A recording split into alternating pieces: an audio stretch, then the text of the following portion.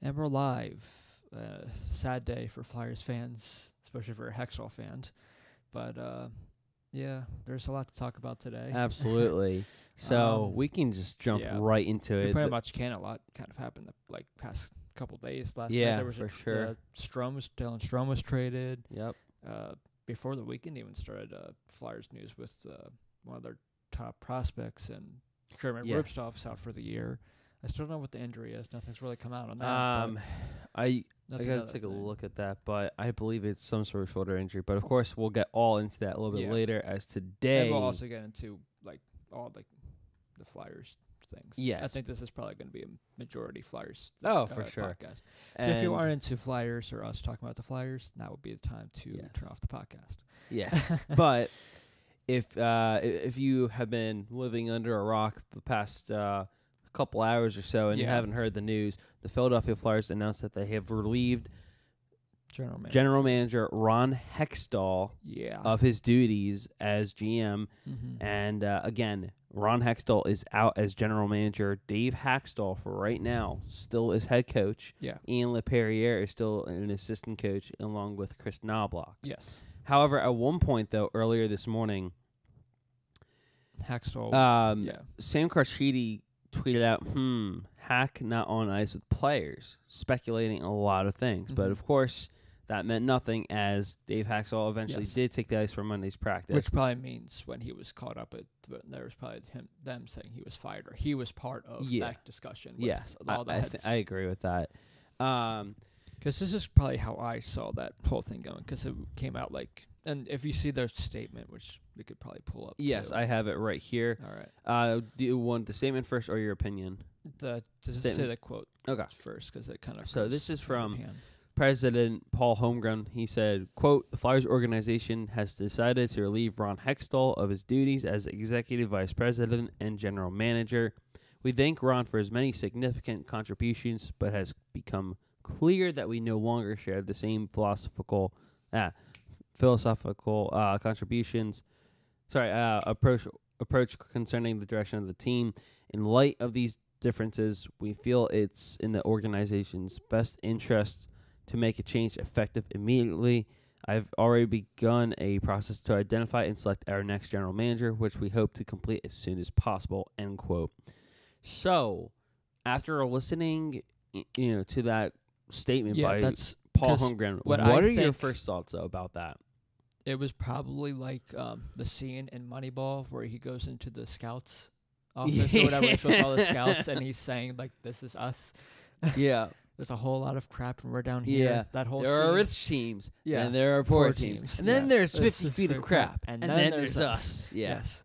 That's how So I'm saying, instead of the scouts, maybe scouts were there, but I'm assuming it's the heads, the coaches and coaches, the head whatever, executives, probably going over things, and they were probably we need to make some kind of move trade-wise or whatever. Yeah. And Hextall probably went the Sixers method, no, we have to trust this process. I trust these guys. Yeah. I think we can come out of what we're struggling with. And I'm assuming that's probably where they differed. Or okay, this is probably not going to go well. Well, because I think, my biggest thing with Hextall, which no one's surprised with, that since he's come in, he's been patient with everything. He has been, and that might and honestly he could have easily fired Hextall in his second year, because he went back-to-back years losing 10 straight. Yeah, no. He won 10 straight. Then I know lost he lost 10 straight and lost 10 straight. I got you now. Then the year before, he also lost 10 straight. But really? Remember? I did not know when that. they missed the playoffs, they lost 10 straight that year. Really, I did not know. But my whole reaction out of this, after hearing that quote from Homer, the part that really sticks out to me is it has become clear that we no longer share the same philosophical approach concerning the direction of the team. So clearly, Homer has some big issue with how, and maybe that's the issue, is why Hextall got fired, is because of how patient he actually was. Yeah, and not really making any big or any significant moves since the start of the season, where you've kind of been a little 500, now, and some bad, a lot or a couple bad games. Don't get me wrong here. I think it's been good that Hextall was patient. But if you look back now on his tenure as GM for the Philadelphia Flyers He hasn't made it past the first round. No, he hasn't. But not he only made the playoffs, that, what, 3 times? he made he helped Last year, Hextall's first year, and the Flyers reached the Stanley Cup playoffs twice in Hextall's first 4 seasons. Okay. So 50% there. Yeah. But my biggest thing about but this, he was able to get all these prospects while also doing that. So that is huge. And the Laterra trade, which everyone hates for some reason, but you got Morgan Frost Remember, out of it's not about Yuri Laterra in that trade. It's about Morgan Frost and the pick that turned out to be Joel Farabee. Sure, and trading away Shen, who with the Flyers was always he put up offense, but it was either power play or in garbage time. Right. He never really was big contribution. No, he wasn't. Couturier stepped up huge since he's left. Exactly, and I think that trade helped Couturier's game, and not only that, but it gave Nolan Patrick a chance to be that number 2 center. Sure, yeah. I was gonna say, did we have Patrick when that trade happened? No, well, technically we did because the Flyers drafted Patrick 2nd overall, and then that was announced later in the night. Okay, yeah. So technically, you could say they did. And they already had Shen at the wing anyway. Yeah, that's true. Because you already had, because that was when they still had Couturier at center. Because their first line was Giroux center. Pretty sure second line was Couturier. Then it was Laterra, not Laterra. Filppula. Right. But I will say this though. I really think that Holmgren and everyone, they ran out of patience with Hextall. Sorry, Hextall. God, I keep getting these two mixed up. Yeah, you don't have that problem anymore. Yeah, unfortunately. Well, you never know. We might get another Hextall in there. Yeah, get his wife in there. 3. That's pretty good. But no, honestly, I think that everything will slowly but surely come out, and meaning that I think the Flyers will. Kind of what Kevin from Sports Talk Philly. Yeah, and some other guys are saying like big moves are probably following. Well, no, I agree because stay tuned. I think moves are coming that ding ding. Oh, stay tuned. Hold on, this is from Mitchell. Here we go. Stay tuned is our secret word of the day. Woo! Nope, it was from Phil. It was the Phillies thing. It's from Jason Stark. It says you can add the Phillies to the list of teams that spoke with Diamondbacks' Paul Goldschmidt. Oh wow. Source says the team discussed a package that would have included Zach Leflin and several young players, but the deal fell through when the Phillies tried to add Carlos Santana. Nice. There you go. It came out of nowhere, but I thought it was a Flyers thing. I did too. But anyway, I think going back to the Flyers now. Yeah.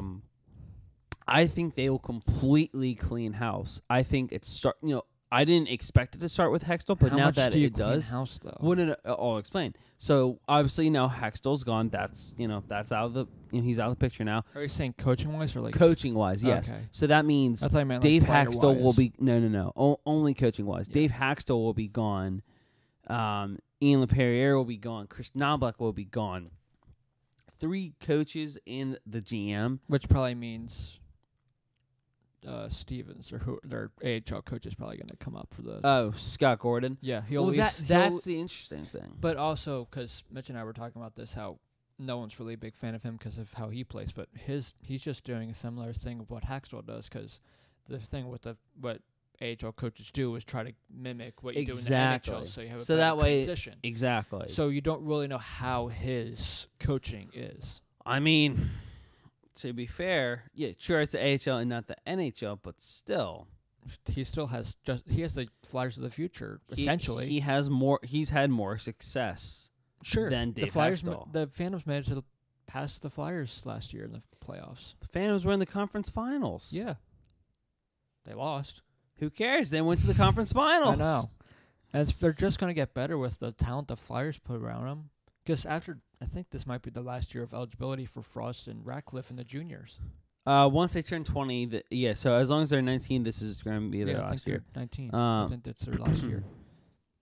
And also, you're going to have what's his name in Sweden, in the Swedish hockey. Felix Sandstrom? Yeah. Yeah. That team's just going to get better, which should be a bright spot for the Flyers going forward. You would So think. anyway, right now, Lehigh Valley, they are tied for 4th in the Atlantic Division. They're 10-6-1. 10-6-1-1. Okay. But in 18 games. But if you look at, let's see here, last year they won the division. They had 104 points.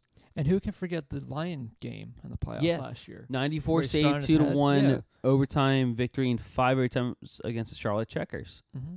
But yeah, the Phantoms were 47-19, 5-5 last year. Unbelievable. Yeah. Oh, they have such a better way of looking at all their stats. I know. Because you have their power play and everything on there, too. NHL should do this for their site, too. Right. But anyway, because I was curious to see how, or where you could see, like, playoff pictures, if that would get them in. Probably not, because probably similar to NHL with the top 3 teams make it, or top 2. And yeah. But I do think that this is, I mean, going to be like the beginning of the end for the coaches. Like, I think every coach, their leash is maybe like a foot long now. Yeah. Like, it gets shorter and shorter each day. And now, which we've talked about in multiple podcasts. Exactly. What's going to happen with the Flyers. Now that Hextall's gone, it's even shorter. Like, it's barely even there. Because at the moment, because there's no real GM, you think the interim, there's no real interim yet, but the interim is Paul Holmgren. So if there's a move that comes in before the GM that gets I'll put it this way. I really hope. I'd rather have the Flyers hire an interim GM than have Holmgren act as the interim GM, because he has done a horrific job as GM in the past. And his draft picks never really turned out to be No, much. they haven't. His top draft pick he's got was Sam Morin. Yeah. I mean, you haven't really seen much from him because he's been hurt all the time, and he's probably got, 3 maybe NHL games? Something like that. All right, but I'll go over, because the one good thing he did do was get Couturier and Simmons and Voracek. Yes. All right, I will admit that. Shen for that time. All right, so looking at this, 2011 he drafted Couturier. He did draft Nick Cousins, but Couturier, he got traded. He did draft too. 2012 he drafted Lawton, Stolars, Gostisbehere, Lier, and Reese Wilcox, if you want to throw his name in. Sure. 2013, Marin, Haig, Goulburn. Okay. And then 14 was Hextall's. God dang it. Hextall's first draft. Jesus. Hextall struck gold in that he got draft. Sanheim, Aubé, Cabell, Friedman, Lindblom. Mm-hmm. And the other 2 picks were Radolf Fezlev and Jesper Pettersson. Yeah. And then next year he got Provorov, Konechny, Sandstrom. That was that next year? That was the very next year. Vorobiev, David Case, who I like a lot. Cooper Moriarty, Mate Tomek, and Ivan Fedotov. Okay, Fedotov, yeah. So, yeah, honestly, 2015, Hextall struck gold. Well, it was hard for a team not to strike gold in 2015. Seriously. That was probably the best draft in a while. Since 2003. Yeah. But then the next year he got Rupstov. Ratcliffe, I think, too, was that year. Might have been the year after. Yep. Man, this is... Yeah. I mean, I get you wanted to make a big change because the Flyers got destroyed 6-0 by the Maple Leafs, yeah. Which I'm not going to take anything from Toronto because Toronto is a very good team. Even without Nylander or Matthews. Okay, here's an interesting thought. Which I always thought, because future-wise, because I always like looking towards the future with how these teams will look, like once the prospects and everything are up. You would think, because the Flyers have the better defense and everything, and they still have not a great offense, but they have a good offense. They could be a team that could beat Toronto just because of the better defense compared to the defense that Toronto has. That's kind of how I feel the next couple of years, once all their team is pretty much set for the prospects that they have now. That's probably I have what it's a going to come question down now. to. I have a question. Because so John Bork tweeted this out 5 minutes ago. Okay, it was As John we're Bork. talking here in the media room, I agree. Yeah. And it's a nice thought. I don't see it working. And as much as I would love this, I highly doubt it would John happen. Bork as GM? Oh, No. no. I definitely rather have Gritty. But he said Steve Yzerman is the first guy I call regardless of how viable an option that is. I don't think that would ever happen. As much as I would love... He doesn't want to leave Detroit. Well, yeah, he wants to... Because the whole reason he left Tampa Bay in the first place is because he wanted to go closer to his family. Yeah. And they don't want to do all the travel. Exactly. So, as much as I would love that move... Sure. It won't ever happen. I just hope it's not what's his face in Edmonton if they fire their GM because he can't even. Gosh. Because he would be even worse than I think Paul Holmgren because he can't even build around fucking Connor McDavid. Nope. But the Flyers are 4-4-2 in their last 10 games. That's fine. And they have the worst differential in their conference in their division, -13. The next closest is -7 with New Jersey. Yeah. It's all good. Ottawa has the worst one. Yeah, 17. but all right. So here's something Charlie O'Connor from The Athletic tweeted out a couple hours ago. No. What's that? Vancouver fell off a lot. Oh, man. They're 5th now in the Pacific. Oof, they really fell off. Because this is how the Pacific looks now. Calgary, San Jose, Vegas, Anaheim, then Vancouver, Edmonton, then Arizona, and L.A. Fun. But all right, so I did find this tweet from Charlie O'Connor a couple hours ago. He makes a great point, though. Hextall did lots of good things as general manager of the Flyers, particularly in terms of building up the pipeline. But in the end, it looks like his unwillingness to do anything in response to the team's continued issues buried him with the higher-ups. Totally fair to wonder why the GM is let go while the coaching staff remains in place, but whoever the new GM ends up being, he won't have any loyalty to any of the coaches. Hextall was clearly their protector, and now he's gone. Okay, but how about this from Bill Mutzer from like 20 minutes ago? He said, if the only or even the primary issues between Homer and Hexy was about the head or the assistant coaches, I think Homer would have ridden it out for the season. There were clearly other big picture things about the direction of or the roster plan, including youth development. Direction of the youth, yeah. What do you think about that? Yeah. Also, Hextall is having an interview soon, too. Oh, I can't wait to hear that one. I can't wait to hear that one.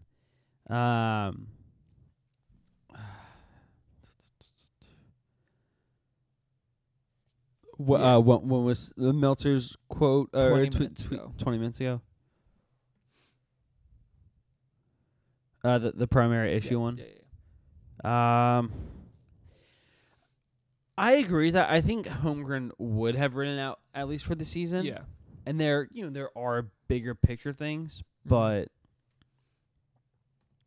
or maybe it was just the fact of Hextall for this season. Whenever there seems to be a problem, his thing was just to send up Goulbourne, and there wasn't really anyone else that would make it different. Exactly, like Goulbourne isn't the answer. No, but Goulbourne did play 8 minutes, which is more than all the other young guys that they had there. So that's Knack a plus. And Vorobiev. Yeah, that's a plus. But yeah, no, and that's the other thing is that like it's small moves like that could get you fired and make you question what the GM's actually doing. I guess you can also kind of get those moves too because you're trying to get some grit, which I get. But grit. Yes, Jeff. I said grit. I had to.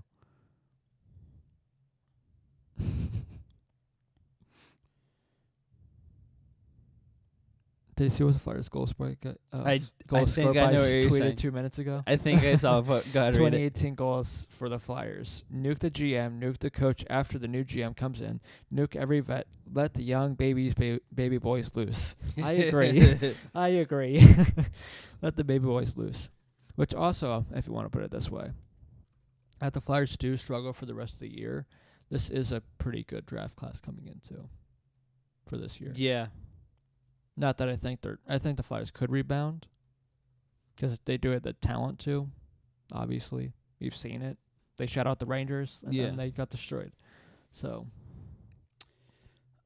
here's the real problem is goaltending and their defense. Right. No, I agree. Here's an interesting article posted 2 minutes ago by Sportsnet. Is Danny Briere a candidate for the Flyers Open GM position? If they do, what Here's the thing, they're though. trying to do what the Sixers did, try to get a former player that was just playing. Right. Well, here's the thing, though. I know that won't happen because Scott Hartnell. Yes. No, I'm scared. Who's the assistant GM? Who? Is the assistant GM Holmgren for the Flyers? Or is there no assistant GM? It was Dean Lombardi. Oh, okay. And he's not the answer.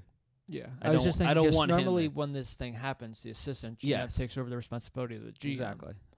Exactly what happened in 2013 or 2014. And I think it's the same thing that happened with Carolina, which I hope is not like Carolina last year because they went majority of the year without a GM. Yeah, that's right. Because they fired their coach and their GM. Yep. So they had nothing, really. They literally did. Yeah. I don't know what's going to happen. Brendan Moore as their coach, so the Flyers can't use him for a... Oh, man. But no, here's my thing. So Briere, he's currently the VP in hockey ops for the ECHL's Maine Mariners. But my thing is that what are the odds? I'm sure if the Flyers were actually serious about hiring him as a GM, what are the odds of him going from being the VP in hockey ops to an NHL team for GM?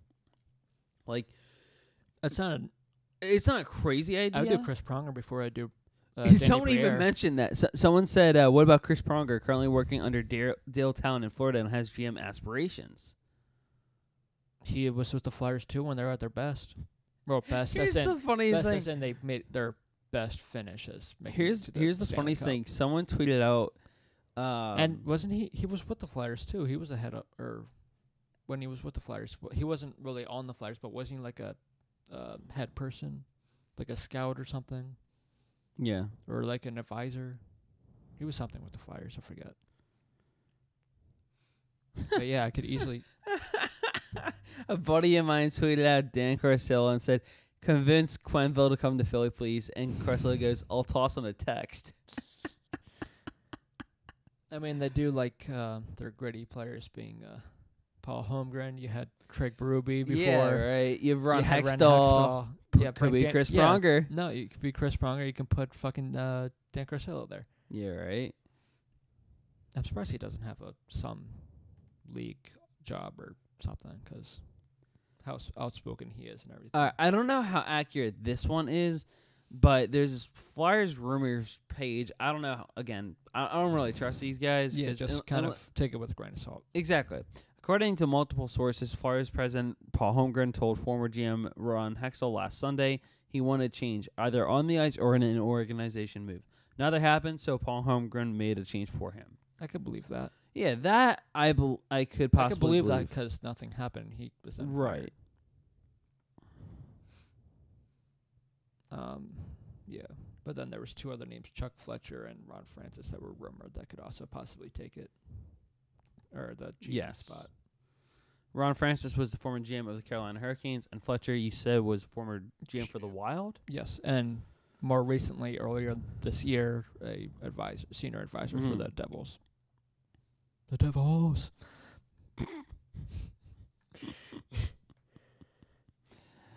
Oh, my. Yeah, I don't know where the team goes from here. Because it's going to be... Well, no. It's not going to be much different. Because as much say as Hextall probably had, it's still probably Hextall who's going to put the roster together, which means you're going to see more Dailies on the second line. Yay. Because that's the only thing they really changed from when they got destroyed against Buffalo to the Rangers and then against Toronto. Mm-hmm. They put... What? Hold on. Keep thinking... I want to go back to that game the other night. That's going to be a good game tonight. Boston versus Toronto. Damn. Hold on.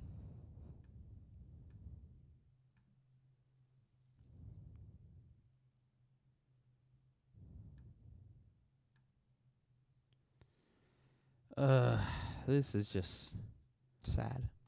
Yeah. It's sad, but I get the move.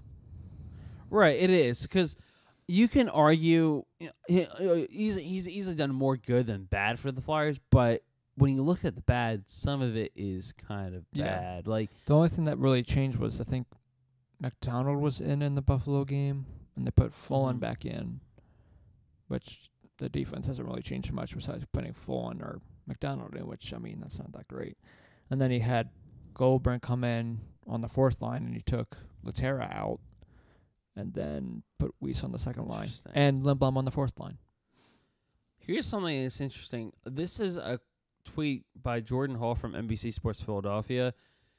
It was a quote from Dave Hextall. I feel a responsibility for what happened today. Is this during his press conference? I believe so, yes. That's the only thing he'd said in this tweet was he felt responsible. That was the it was like one quote, but like okay. it wasn't the whole quote. Yeah. It was just part of it, yeah. Which, I mean, I'm pretty sure everyone's going to say that. When you're going to interview Drew, he's going to say, well, we're going to take responsibility for that. That's kind of how that kind of thing works. I don't. Someone said there's a 0% chance that they meant to fire Hextall, but got the names confused. He's probably not far off, so. No.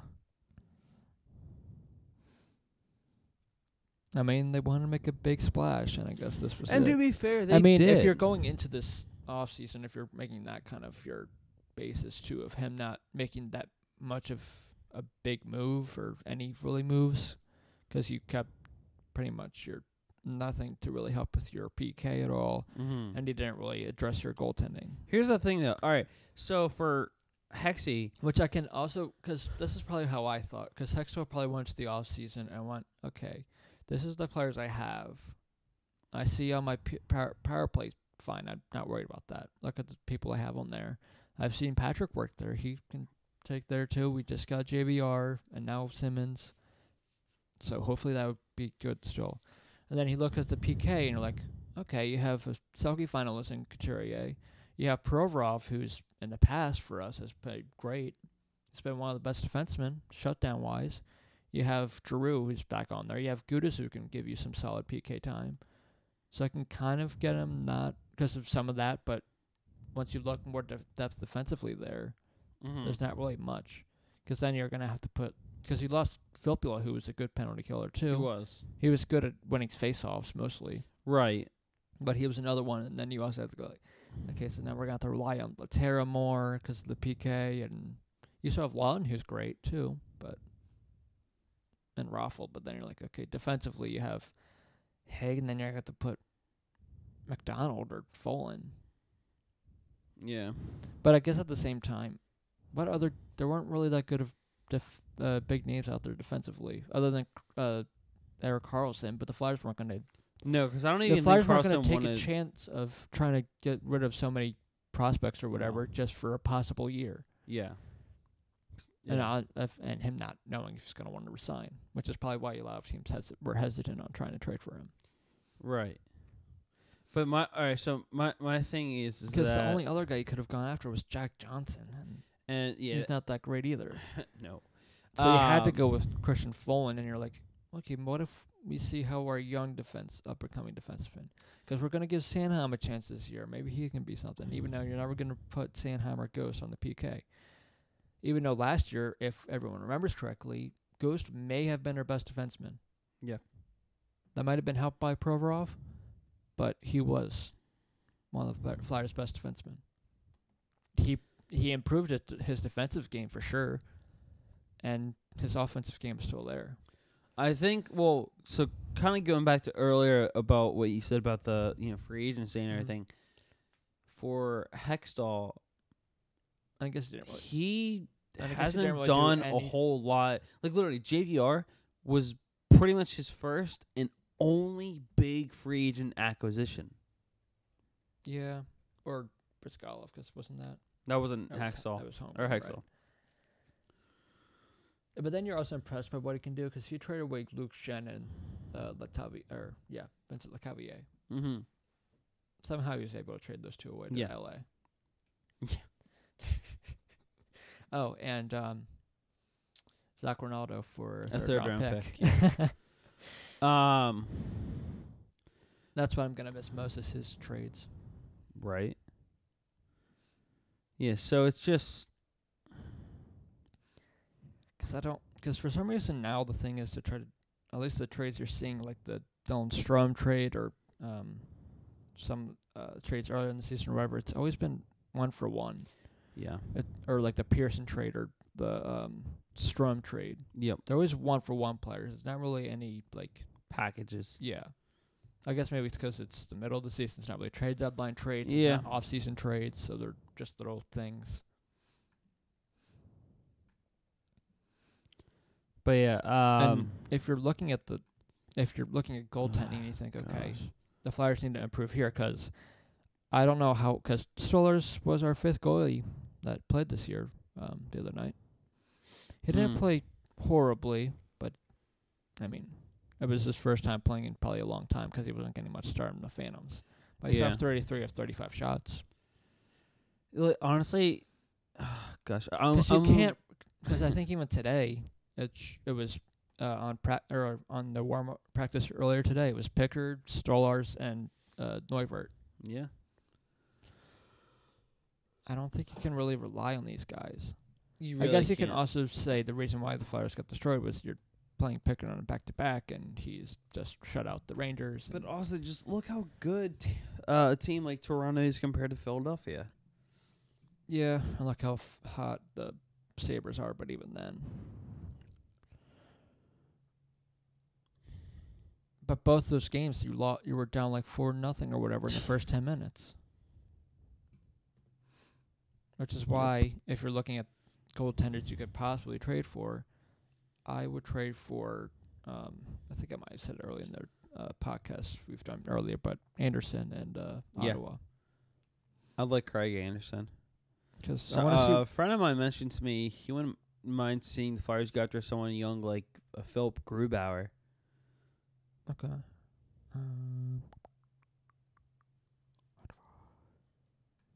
I just want to, because I'm pretty sure his stats aren't.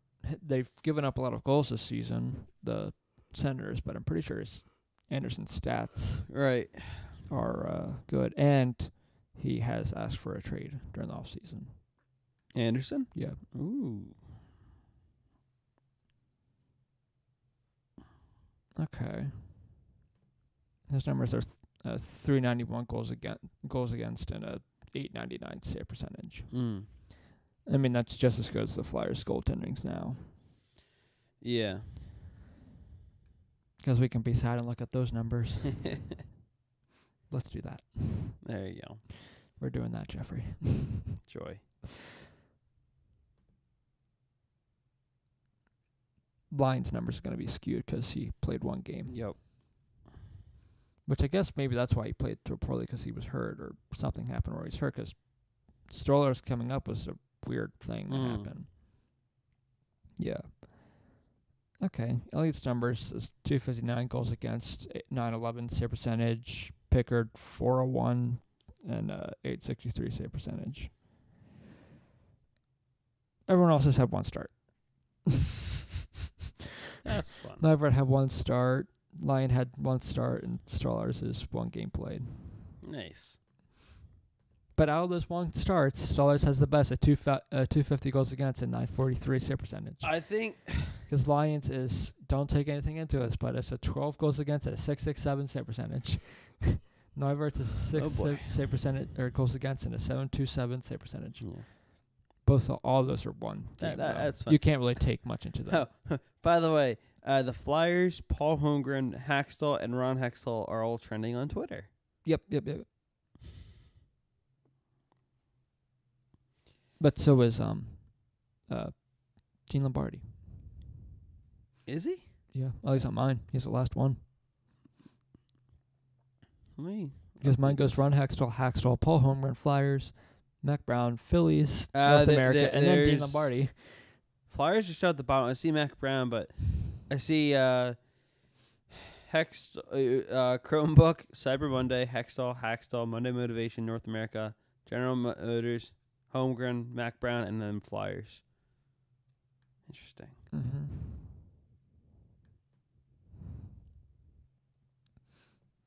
I wonder if Hart's numbers have improved any. I don't know. I'm going to look at those. Okay, here's something interesting. Someone tweeted out towards... beats. Someone tweeted this out that they're reading something recently that said upper management pushed Hextall to even sign JVR. What does that say about Ron Hextall then? Because think about it this way. Well, like you said before, he re-signed Brandon Manning like 3 times. He re-signed Michael Norvert 2 times. He signed Dale Weiss, Boyd Gordon. Well, at the same time, I could say he didn't go after Mrazek or Van de Velde and let Belmar go too. And that's fair. And he kept Lawton. Yeah, no, that I did like. Yeah. That I loved. Even now, seeing how well he's been playing, that's a good move. Yeah. Because at first, people were questioning that left and right. Fuck. The Phantoms page sucks. I can't see their stats. Yeah. Are you on their website? No, you got to get Yeah, AHL.com probably. Yeah, no. Goalie stats.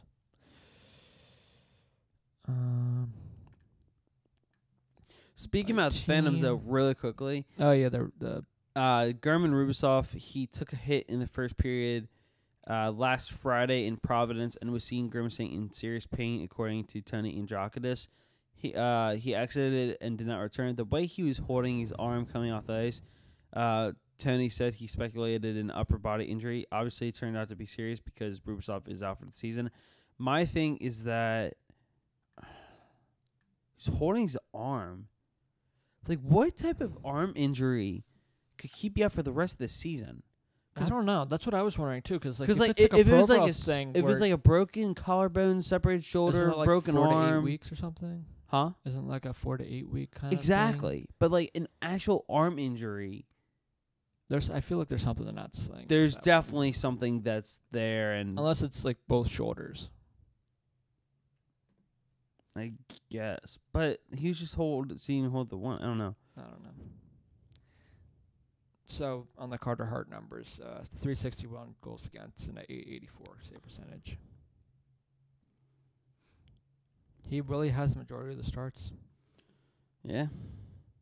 I mean, right now he has played 12 games. The next closest is line now, with 4. I think their main goal is to do everything you can to prepare Carter Hart for the NHL. Yeah. It's every single possibility. You have to.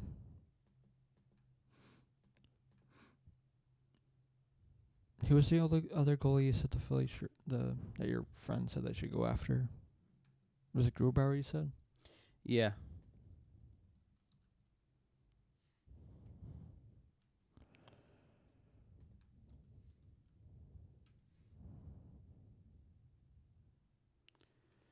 Let's look at his stats.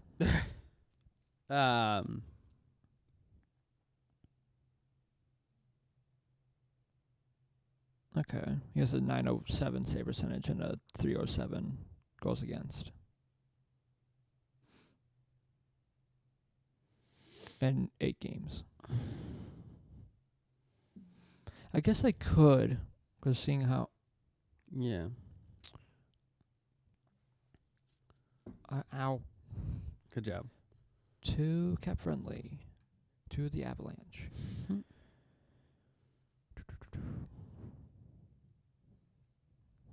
Because I don't know if they would really... Because they just got Grubauer. Right. So I don't see them getting... Because they could... Well, I'm not necessarily saying get Grubauer exactly. Right. I'm not saying exactly get Grubauer, but someone young like him or someone similar to his play. Grubauer's 27, but they were paying him until 2021, 2022. Yeah. 3.3. That's a lot of money just tying to your goalies. Mm-hmm. $9.23 million. It's a bit of a much to pay for your goalies. Yeah. Because if you want to... How is their cap issues anyways? Oh, they're fine. Oh, wait, no. 11 million. Almost 12. 11.9. Because if they did want to trade one of them, I could gladly take Varlamov. Yeah, right. I know he has injury problems, but I'd still take Varlamov.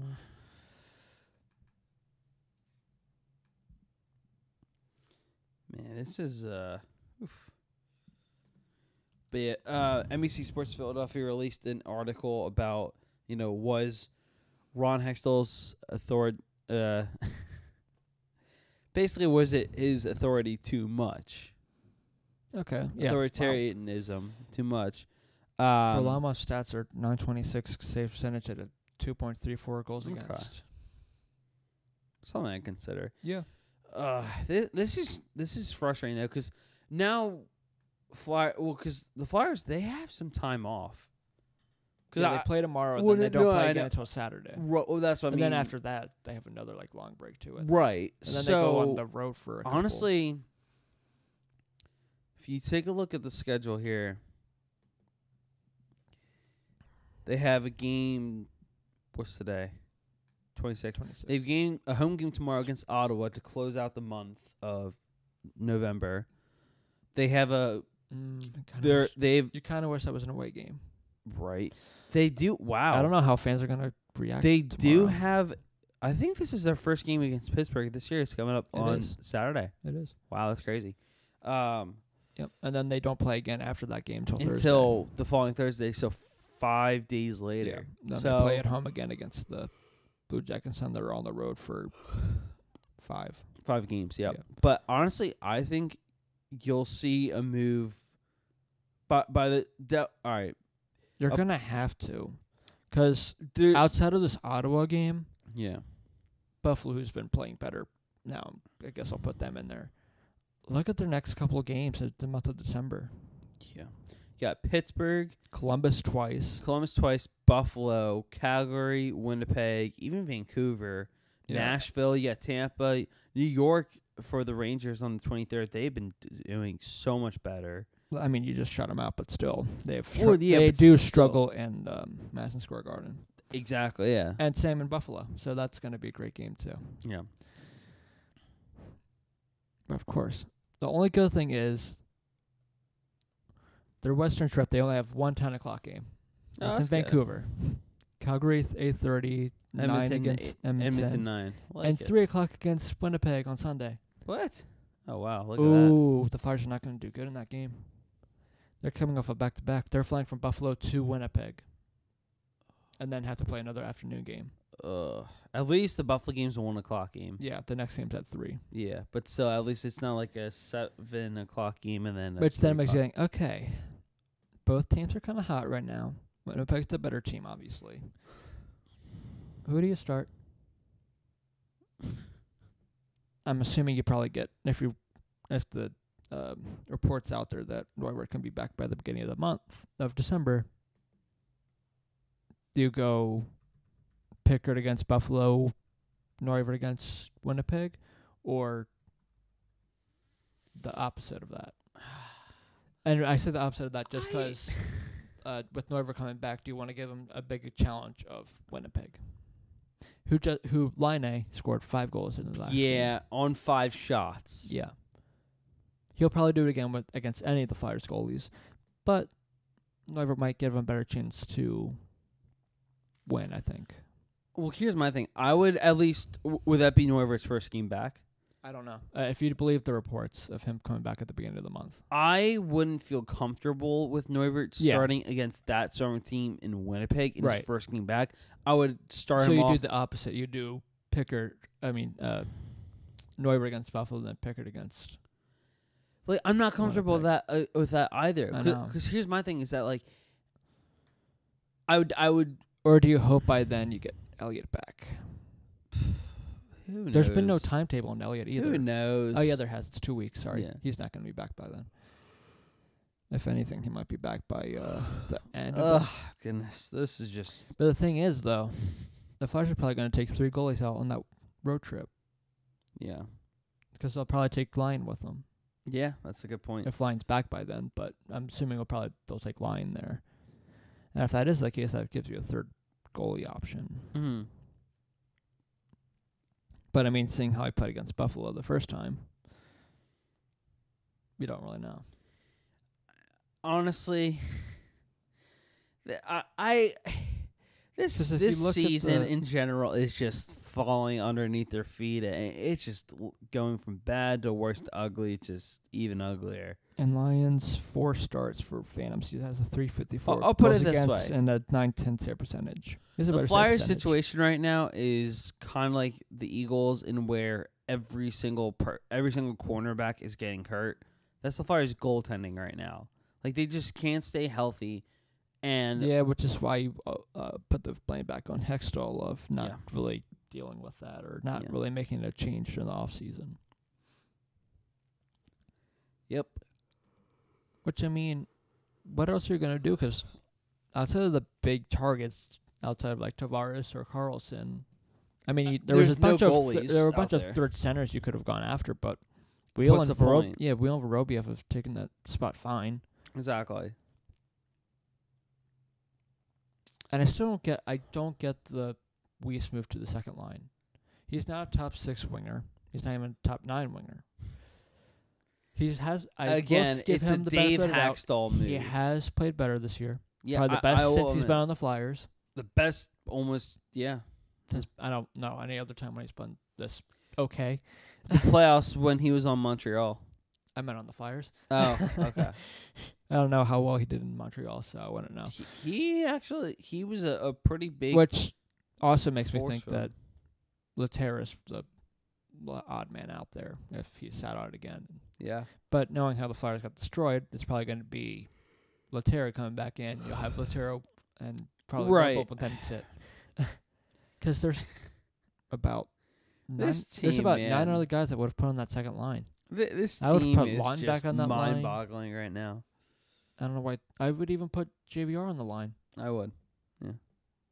That's what the line was supposed to be at the beginning of the season. It was JVR, Voracek, and Patrick. Okay, I just realized this. I'm looking at the standings right now.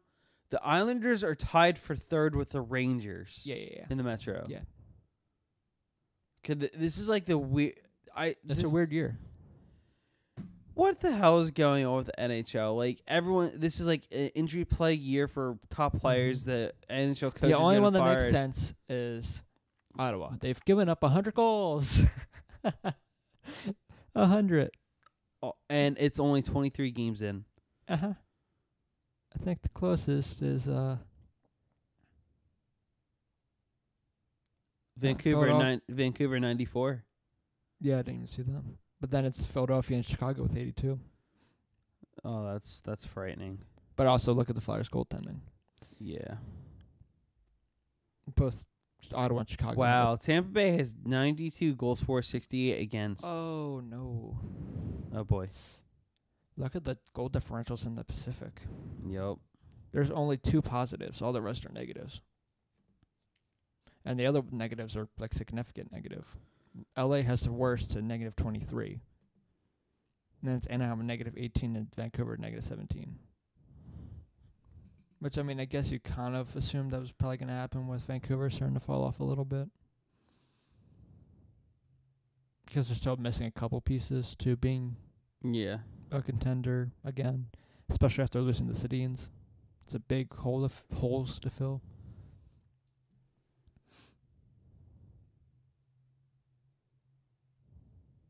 Edmonton's in second in the West, in the Central. I don't get the Wild. Right. And maybe if that's the case from the guy that they fired, maybe that could help the Flyers because they're in second. But they don't make it past the first round, so it's about the same as the Flyers. I don't know. Man, it's a weird year. Buffalo's in second in the Central. No one expected that. No. Everyone expected Tampa Bay to be first. That's no surprise. No, and even Toronto way up there. And Nashville. They both have it. Colorado came out on fire. They're still doing well. 6-2-2 in their last 10.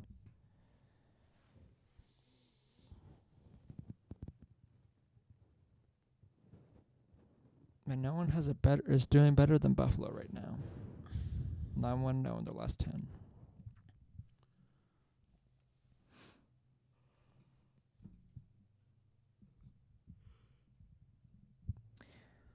It's weird too because the Flyers have always been a team where they do bad against the okay to bad teams, but when they play the good teams, they play.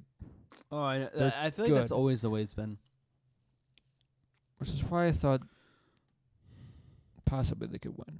But we were right about Toronto. Well, not really, because I said they would get a point out of the Toronto game. That didn't happen.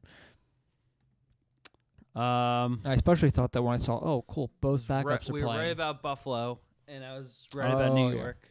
Yeah, I was right, too, about New York. So, I feel like a big jerk. Yes. We were pretty spot on with the end of the month. Outside of New Jersey. I'll put it this way. Outside of New Jersey, we were pretty correct on everything. We were pretty spot on with the entire month. Yeah. I'll put it this way. Those last 3 games, we were right. Except for, I said they'd get a point out of Toronto, but outside of that, we said they'd lose 2 out of... All right. I'll put it this way. Ready? So I'm going back during my month of November. I actually got the first 5 games of that month correct. So I was 5-0. Yeah. I don't know what I said about the San Jose game. Oh, yeah, I probably said that. I said we lose against Florida. We did. That's 6-0. 6-2 because I said the Flyers would beat both Tampa and Jersey, but that did not happen. So 6-2, and then 3. Also, wait, 3 correct and even if you want to put it that way, that was the 3rd time in less than a week, in about a week, that the Flyers started off poorly. Because I forgot about the Lightning game too. They came back, but everyone's they were down 5-1. Everyone's impressed with how they came back. They were down 5-1. Yeah. But overall, so far, I'm 9-2 in this month for predictions. I think I'm right there with you. You're pretty close. You're at least 9-2 or around that area. And now we only have one more game in the month. I have one less. I think you do have one I less. have one less because I said the Coyotes would win one of the 2 games. What about the Chicago game? Did you say Chicago would lose that game? I think so. Okay, I just want to because I said they would lose to Tampa Bay, Florida, Toronto, and Buffalo. Yeah. And I said I wouldn't be surprised if they would lose to Arizona at home. Right. Which they almost did. Yeah. Again, another game where they had to come back. Yeah. There's been a lot of those. But, so final game of November. Tomorrow night at home against Ottawa. You finally have an easy game. This should be a winnable game. Come out with some anger. Should be. Especially after the last time we played, and there was some anger after that one, so maybe some spoils over to this game. That happens. Possible. Because that was the Flyers also have 2 fights in the last 3 games, too. So they are angry. You can tell by this. Yeah, I saw that. Agree. His mic Darn it. No. happened twice. His mic 1.5 times. Yeah. But you know what I'm saying, though, right? Yeah, no, I agree. It could be another game where, they came off of another game where they got destroyed, so they're going to be angry. It's the Senators. It's not a hard opponent. No offense to them. It's really not a hard opponent. Especially did he hear over the weekend that the owner is suing his partner over the arena. And they're almost about to they have until the beginning of January to they have a piece of land or whatever in Ottawa for a new arena. But they haven't really done anything with it, and it came out that he's just started. He said he's not going to take the land. So, still not going to be playing in Ottawa. Which possibly means they could move. Yeah. And Gary Bettman has said that area in Ottawa was crucial for Ottawa. And, they could possibly move to Quebec. I'd like to see Quebec back in the league. I would love to see Quebec in the league. It'd be the easiest one, too, because you don't have to change that much. I would prefer Quebec compared to Seattle. Sure. Well, it's just easier just to move them to Quebec City. No, then you can just keep them in the Atlantic and not have to change that's fair. anything. But, yeah. So it's probably going to be another sad month because this was not an easy month. You had two of the top teams Mm-hmm. and You lost a both bunch of of okay teams and teams that are hot at the moment. One of the teams you beat in the Rangers. You shut them out. Yeah, which is impressive. You got destroyed by Buffalo. He was hot right now. Yep. At the time when he played Florida, they were on a streak a bit. So let's quickly predict. December. Well, tonight's game and then a bit Okay. of December. So tonight's game. I think this game. Sorry, it's, tomorrow night's game. Tomorrow night's Out game. of I it. think it's gonna be a 4-1 Flyers. 4-1. Yeah. I kind of agree with you on the Flyers scoring a lot of goals. I think the players, because some of the players have even said after the Hextall firing that they blame themselves for it. Sure. So I think they're going to come out pissed off and everything. So I'm going to say 5. They should. 5-1. They should, because nobody wants to see anyone get fired. Because well, you would understand why they're fired, because you're supposed to be a better hockey team. Yeah. The whole blame is everyone. It's not one person. Some of the guys aren't really showing up, really. There's been questionable moves, both GM-wise and coaching-wise. We've seen it all the time with the lineups and pairings and time on the ice. Both special teams are struggling. Everyone's head's on the block. Yeah. Except for your equipment manager and Jim McCrossan. All right. Jimmy McCrossan is one of the best out there, and also Derek Selmeyer is also one of the best out there. Yes, you can't. Those are the only two safe guys. Yay, Derek Those are the Selmeyer. only cold guys who can't get fired. Yeah. But But you could possibly even fire the head coach, the it's goaltending interesting coach. because John Clark of NBC Sports Philadelphia a couple months ago said, or tweeted out about Dave Hextall. Hextall says he will not be looking over his shoulder. He won't be. He should be. Yeah. You're the next one to get moved. Or, yeah. You're the next one to go if this struggle continues. Seriously. You're not going to fire 2 GMs in one season. Nope. I mean, it could happen, but Yeah. it's not going to. Yeah. But, all right, so tomorrow night's game, we already predicted. I will say Travis Konechny, Wayne Simmons, Nolan Patrick, JVR, and why not JVR again? So those are the 5 for the Flyers. I think it's going to be the veterans. And Matt Duchene will get the lone goal. It's for going to be one of Simmons. those games, kind of like the Rangers game, where the That's first line kind of takes Yeah. over. Oh, yeah. I think all 3 get a goal. I like it. And, You said 4-1, right? yeah. Okay. And I'll say Simmons. Okay. The veterans, all the veterans. Yeah, basically the veterans game. No.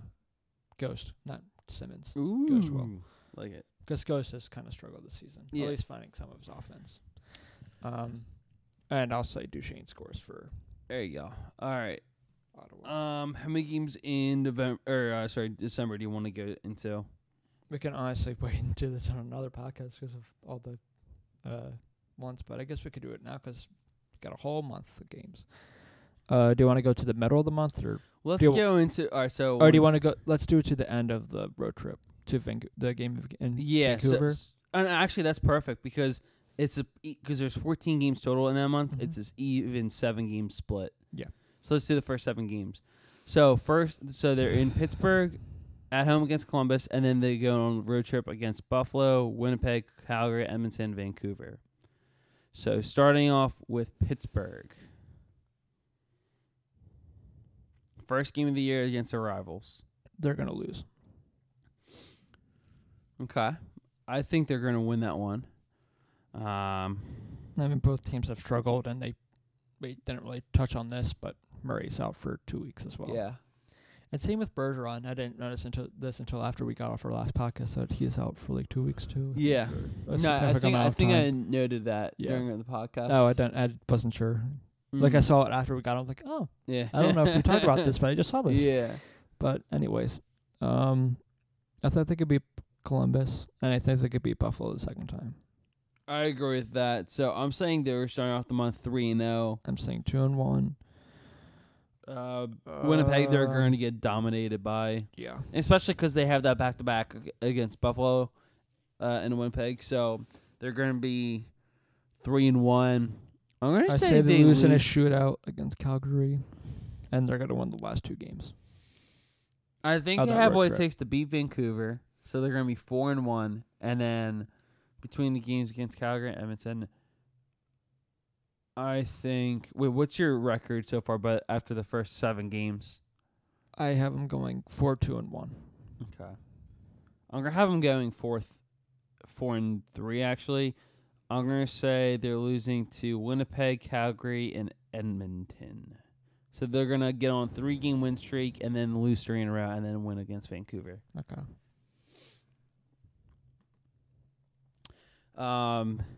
Just because there's so much to talk about, one of the last things we can cover for today, the trade between the Coyotes and the Blackhawks. So the official trade is Nick Schmaltz of the Arizona Coyotes, the Chicago Blackhawks to Arizona for Brendan Perlini and Dylan Strome. And it's interesting because Strome is the 5th number 3 overall pick from the last 10 NHL drafts, including Jonathan Drouin, Alex Galchenyuk, Erica Branson, Matt Duchene. Strome is the quickest move of them all. Drouin was in the Tampa Bay Lightning organization for 4 full seasons before the 2017 trade. Here's an interesting thing. So here's all the former players in Chicago. Former Chicago players in Arizona: Antti Raanta, Nicholas Jomerson, Vinny Hinostroza, Richard Panik, Jordan Estrella. Now Nick Schmaltz. Also, you can technically consider Christian Dvorak one because he was a former Chicago draft pick used by Arizona. Now the former Arizona players in Chicago: Murphy, now Perlini, Strome, and also Andrew Campbell and Henrik Samuelsson. And in addition to acquiring Schmaltz, the Coyotes receive flexibility as a result of this trade.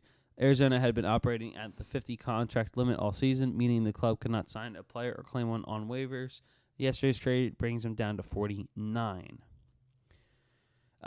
There was an interesting statement made by the GM. Oh, where was this? Of Arizona, right? Of Arizona about. It was more so about the trade and everything. It was I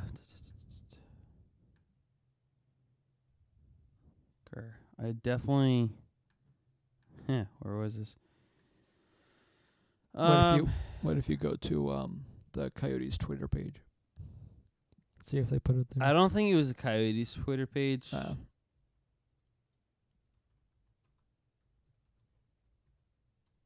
I might have to do a little research because I think it was just.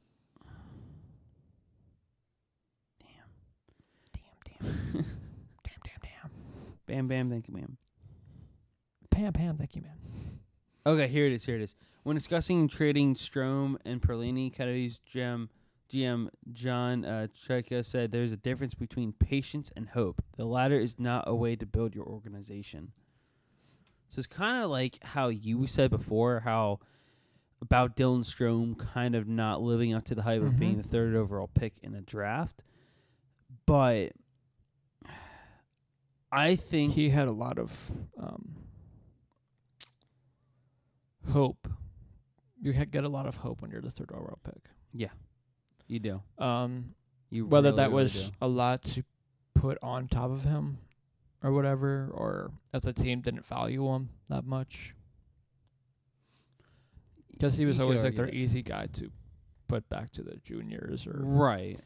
And I guess seeing how they have the Coyotes have what's his face doing really well, Clayton Keller doing well. Yeah, he's 20. Keller's doing superb.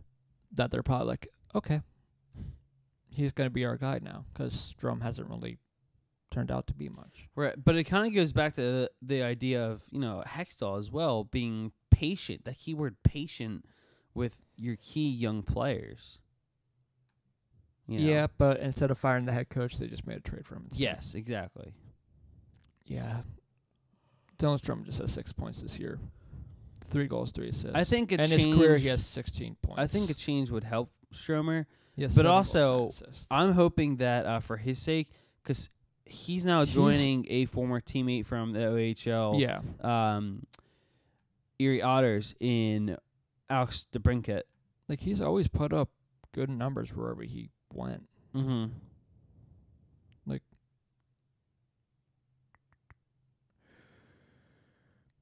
damn, just in the Erie Otters. Oh, yeah.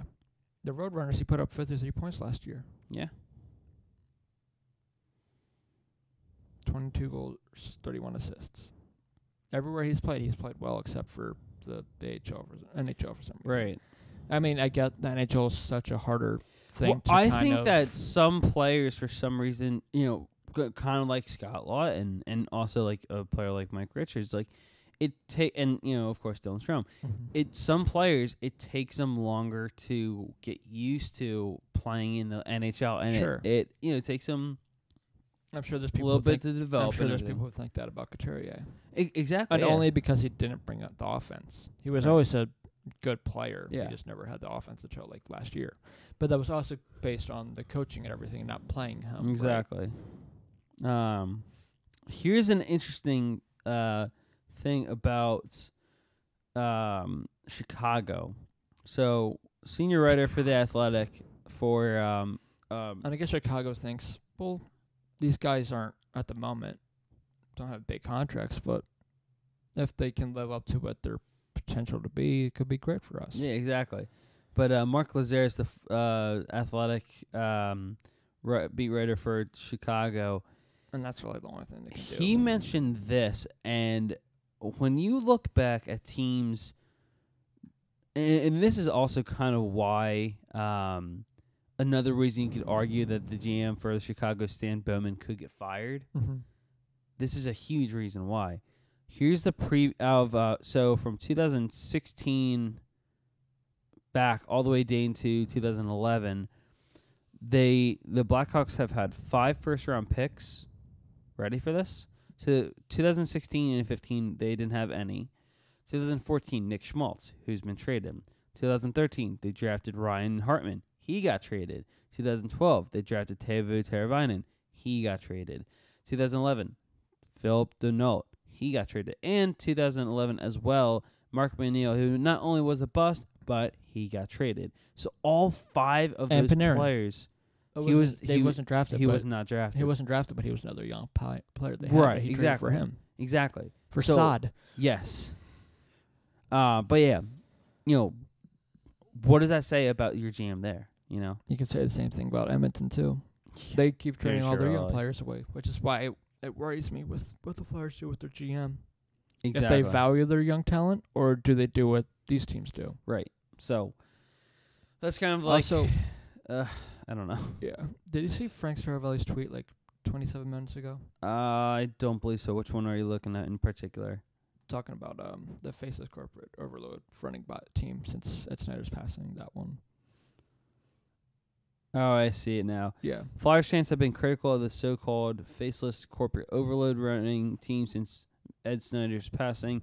It is my understanding that Comcast Spectacor CEO Dave Scott played a central role in Hextall's ouster. It wasn't just rubber stamping a homegrown decision. And that's fair, because I think, honestly, I'm sure it probably wasn't just homegrown that thought that either. Yeah. Yeah. Did you see what Tim Day just tweeted a minute ago? Oh, no. He said, "All I want for Christmas is a GM who announces the terms of new contracts and divulge more than upper or lower body injuries. I am asking for a lot this Christmas." That's pretty good.